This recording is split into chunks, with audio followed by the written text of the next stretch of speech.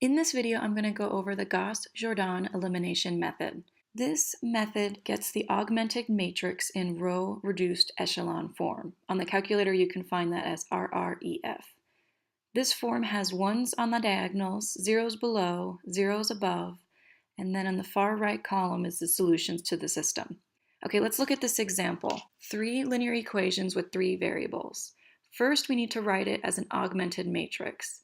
To do that, we just use the coefficients for every variable as well as the constants and write them in matrix form. I'm going to use the notation R1, R2, and R3 to talk about each row.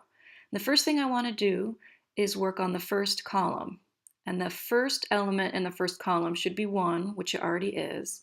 And then I want to get the other 2 in the column to be 0. So to get the first element in row 2 to be 0, I'm going to multiply everything in row 1 by 4, multiply everything in row 2 by -1, and add those 2 rows together.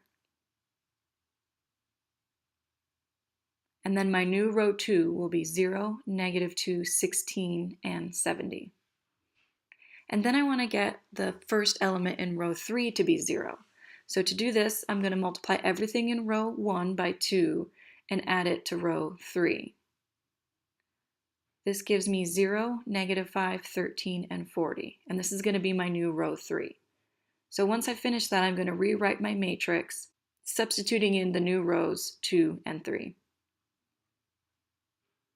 Now that we've finished getting the first column into reduced row echelon form, we're going to work on the second column. To get the middle element to be 1, I'm going to multiply everything in row 2 by -1 over 2. And when we do that, row 2 becomes 0, 1, -8, -35. And now to get the 0 in row 1, I'm going to multiply everything in row 2 by 2 and add that to row 1. And once I do that, I get 1, 0, -10, -56, and this is going to be my new row 1. And now to get 0 in row 3, I'm going to multiply everything in row 2 by 5 and add that to row 3.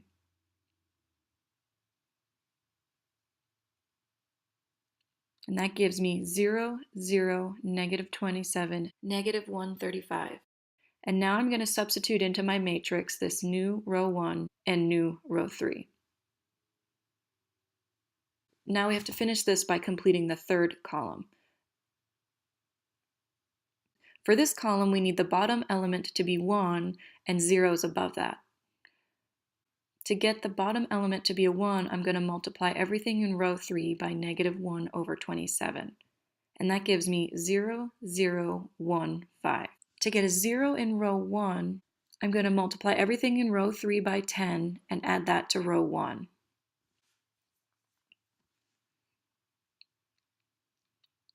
And that gives me 1, 0, 0, -6.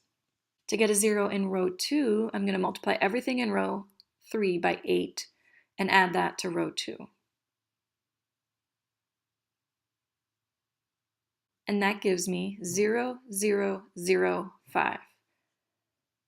Now when I substitute in this new row 1 and new row 2, my augmented matrix is going to be in row reduced echelon form. And then the final column, the fourth column, is our solutions. So if we rewrite this as equations, we get x is equal to -6, y is equal to 5, and z is equal to 5. We can also write our solution as an ordered triple, which would be -6, 5, 5.